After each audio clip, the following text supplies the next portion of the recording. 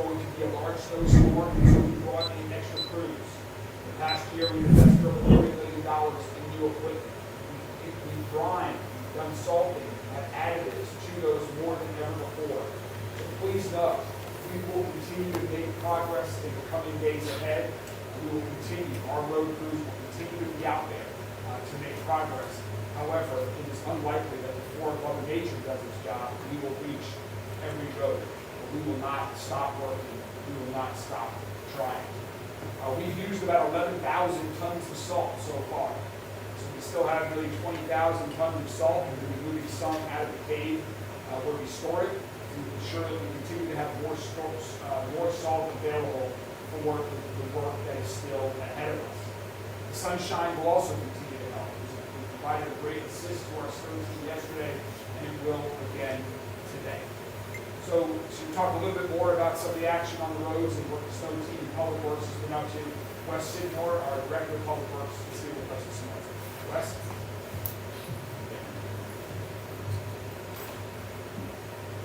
Thank you, Mayor. I wanted to start by saying how incredibly proud I am of the 200 members of the snow team. I did some quick math this morning. It's not hard math, but we've been going at this for 5 days between grinding, pre-treatment, and actual event response. So that's about 120 hours straight of our crews being out on the roads. It's very, can be challenging work. It's hard work. It's very cold out.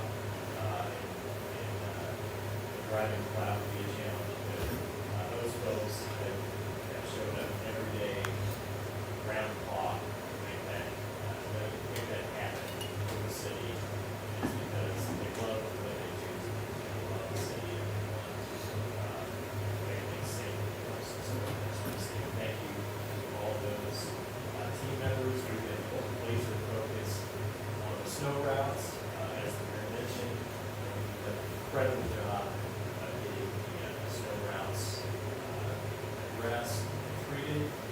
One of the things that we are going to try to do today is this list of roadways like fixing highways, big materials, where we will line up in an echelon. You can see the state do this at times where we line up 4 or 5 trucks with an angle and just hit that section of roadway beginning to end and try to knock that off the list. That close to done. Also, some of the intersections that we can clean up from that where we plow some of the side streets that need to get access to those streets that we plow. So a lot of times like doing that. And then the mayor mentioned resalting, doing some of those activities today. So we replenish our domes. We have a bunch of salt stores, and we're also working on a reshipment of salt.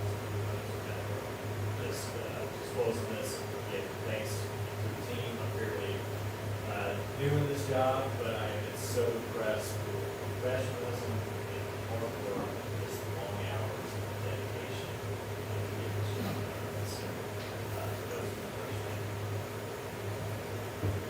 Thanks, Wes, to you and your team. Again, the roads are clear. When you're turning on off of the main road or off of a cloud road, you will have to probably make a wider turn than usual. And also, there still are some slick spots. So just because the road is clear, don't speed up. Please continue to use caution throughout the day. Also, that's the roadways, the sidewalks. I want to reiterate something that we also talked about yesterday. The clearing of sidewalks is the responsibility of the property owner immediately in front of the sidewalk. So we want to encourage everyone, if you have a sidewalk in front of your property, please help clear that sidewalk as well so that people can walk on the sidewalks, not in TARC is back in service today. All routes are currently operational. So we're pleased that TARC is back running again. If you're going to go out today, Jody has some other tips so we can, if there are questions, he can answer for emergency operations. One good tip that he provided this morning is that if you are going out and about, you might be driving onto a road that clouds yet, or if you might end up having to drive through a snowdrift, wouldn't be a bad idea to have a shovel in your truck. Some of the issues that we've seen are cars that have got stuck in a snowdrift that they have tried to drive through. So even though the snow is gone, we're still dealing with some challenging weather, and that's the frigid temperatures. That is going to be with us for several days. Our team in local metro government continues to work. We're in white flag operations, so the homeless shelters are open, that they will take anybody in. I want to give a shout out again to Exodus Ministries for their extra effort that they have taken over the past couple of days. Also, because of this freezing cold temperatures, people are at risk of different ailments and different conditions from the snow. So we have with us this morning Dr. Matthew Bozeman, who's medical director of the Burn Unit at U of L Health, to talk about some of the injuries that they're seeing and how you can protect yourself when you're outside during this extreme cold weather. Dr. Bozeman? Thank you, Mayor. Thank you for the opportunity to talk about this important topic. Just an update from U of L Health. We've treated and released 23 patients so far since Saturday at our various facilities. Not all of them had to be admitted. We actually have one patient currently admitted with severe frostbite. So a couple of tips. Number one, if you're going to be outside longer than an hour, or your kids have been outside playing for longer than an hour, especially in weather like this, wet plus cold equals frostbite. So especially kids, when they come back inside, you got to take their clothes off, warm them up, put a blanket on them. If their hands, fingers, toes, nose, and ears appear reddened, the best thing to do is to rewarm with just warm water, max temperature of 102 degrees for 30 minutes. If after 30 minutes there's either you or the child is still having numbness, increasing pain, starting to develop blistering, or even blackened skin, which is kind of the worst degree of frostbite, then they need to be seen, and you can bring them to U of L and we'll take a look at it. It's important to rewarm and not re-injure yourself. So if you do develop frostnip, which is kind of red fingertips and things like that, stay out of the cold, because basically it is the water in your body that is freezing, and having a second go of it makes the injuries worse. And so that's kind of a general update for U of L Health. We're here all the time. Give us a call or come see us if you need to be checked out. Thank you so much. Thank you. Thanks, Dr. Bozeman. Folks at all the hospitals continue to also work 24/7 in conditions like this, and we're greatly appreciative for the work that you do as well. And finally, for the final guest with us this morning is our Jefferson County Public Schools Superintendent, who has some news to share about the next couple of days and to talk about what JCPS has been doing and is going to continue to do over the coming days. Please join me in welcoming Dr. Brian Yearwood, Superintendent of JCPS. Good morning. Well, we've been busy. We have about 22 plows out, about 2,700 tons of salt out there, trying to make our roads, make our parking lots safe.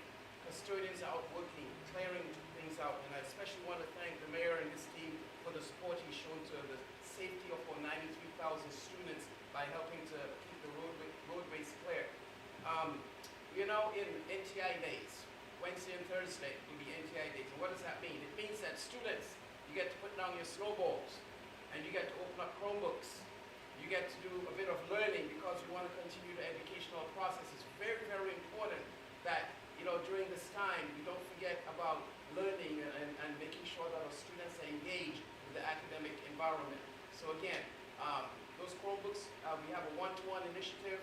They should go home with you, and they are preloaded lessons and things on there that you can do. And parents, we ask that you have students open up those Chromebooks and get to work and engage in the academic environment. It's going to be very, very important.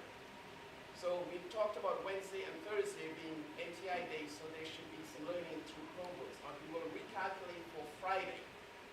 We're looking at snow, we're looking at weather conditions, wind temperatures, and things like that, because ultimately we want to ensure that our students are safe, whether they're riding to school, whether they're at bus stops, it doesn't matter. We want to ensure our environment is safe for all children. So again, we'll be making decisions about Friday, no later than Thursday. Thank you all, and again, thank you, Mayor, for your dedication and especially for promoting the safety of our citizens and our students in JCPS. Thank you, sir. Thank you very much, Dr. Yearwood. Before we we turn it over to members of the media for some questions, just a few additional announcements. Garbage collection is resuming today for folks who live in the Louisville Urban Service District. Recycling is not yet beginning again because the recycling center is closed. Also today, I want to remind everyone that if you need a warming center, if you need a place to charge your phone, or if you want to just go to the library, because libraries are wonderful places to go on snow days with JCPS in particular, we do have some libraries that are open today. Western, Newburgh, Highlands, Shelby Park, St. Matthews, the Northeast Regional Library, the Southwest Regional Library, and the South Central Regional Library are all open.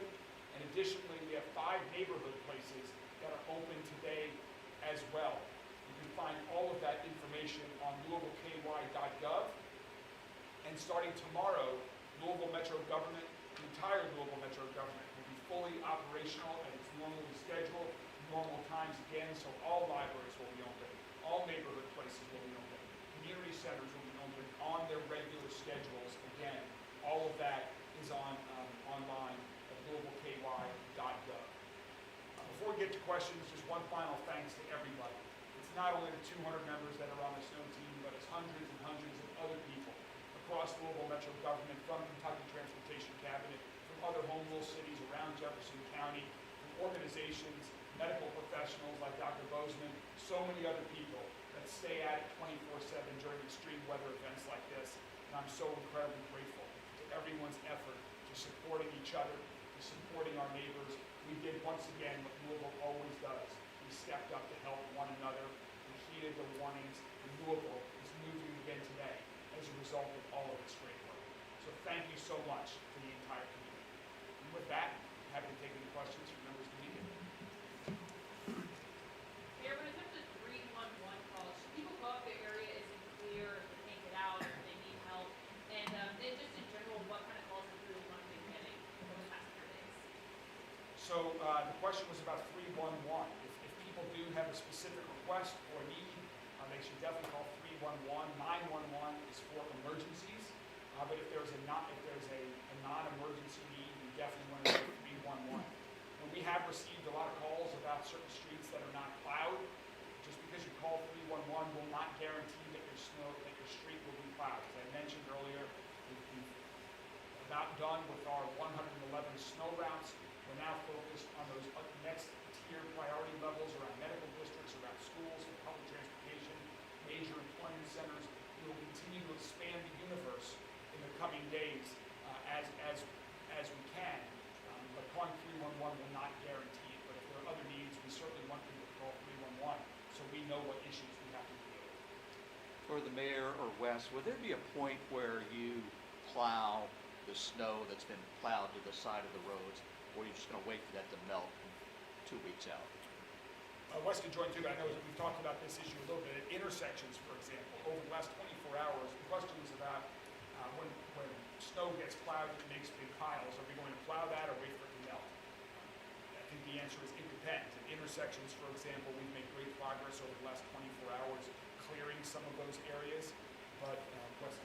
Yeah, the only add to that from there is that there are maybe some situations with on-street parking that we are evaluating right now.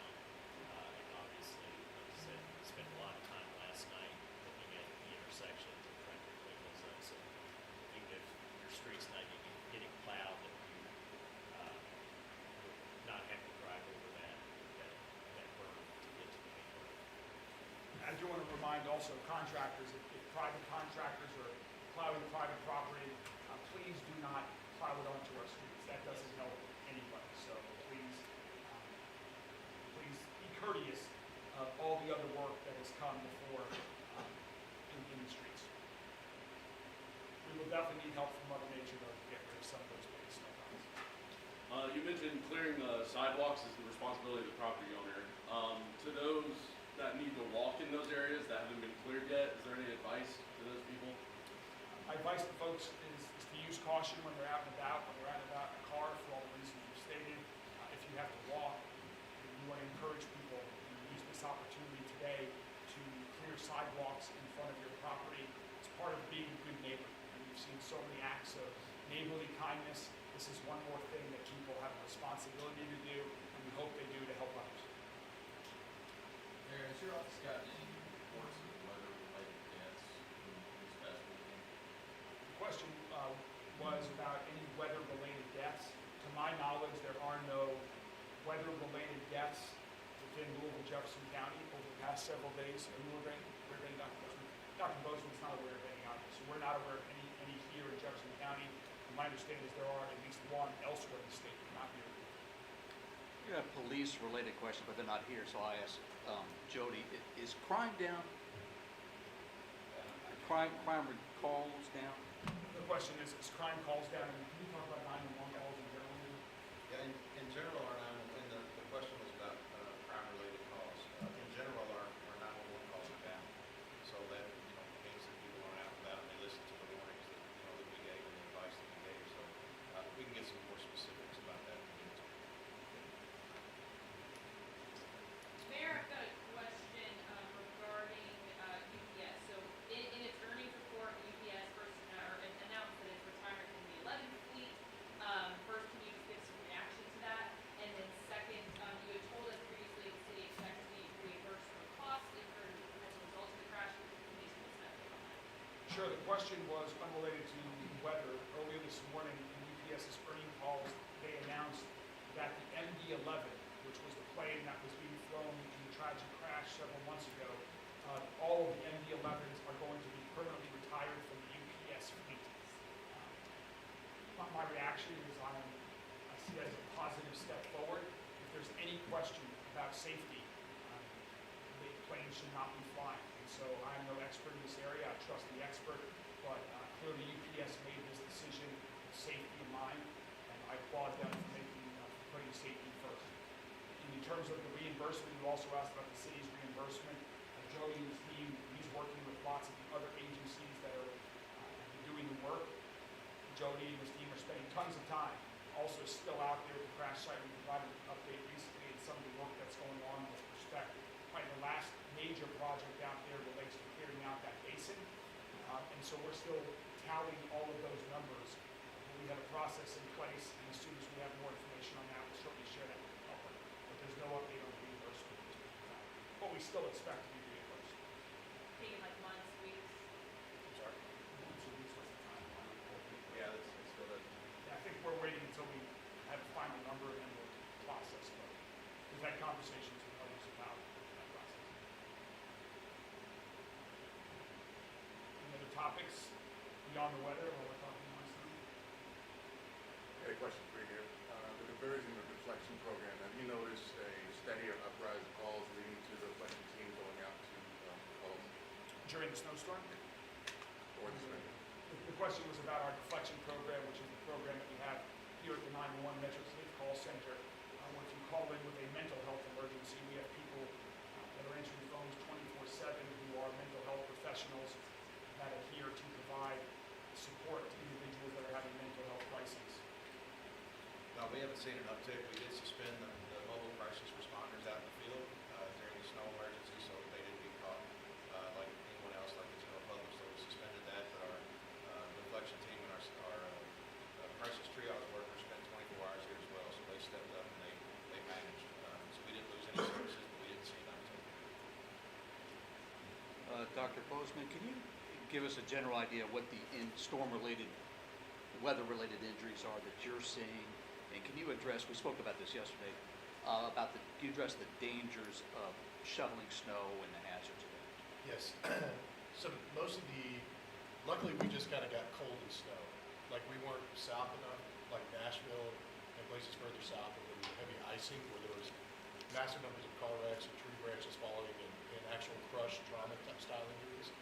Most of what we've seen has been fairly minor, just cold related injuries. And like I said, with the frostbite earlier. So that's mainly what we've been seeing. And moving forward, like I said, the re-injury is a real issue.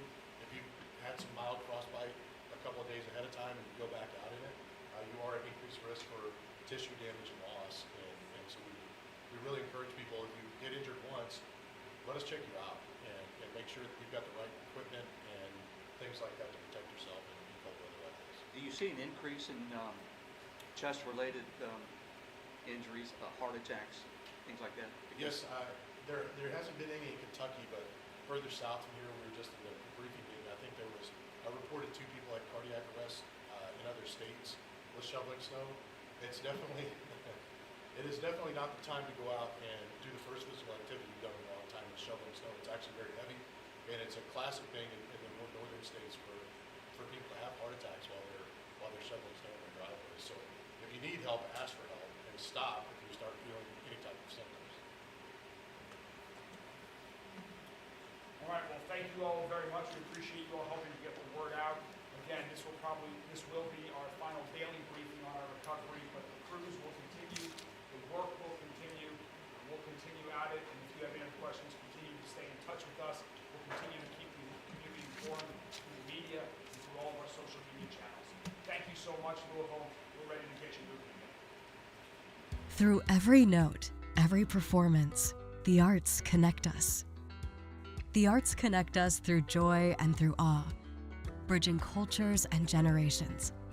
From intimate theaters to the great stages, the arts bring us together, reminding us that we're never truly alone. When we experience the arts, we experience each other. Kentucky Performing Arts. The arts connect us.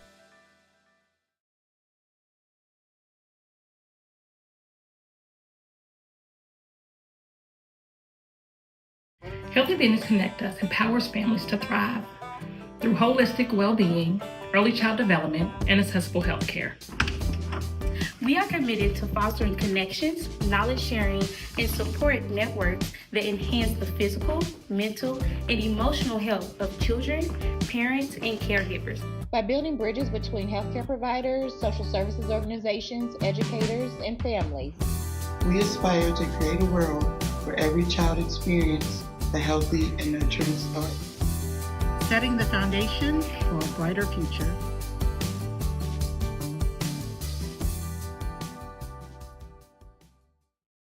If you do nothing else. If you do nothing else. If you do nothing else. If you do nothing else. If you do nothing else. If you do nothing else. If you do nothing else.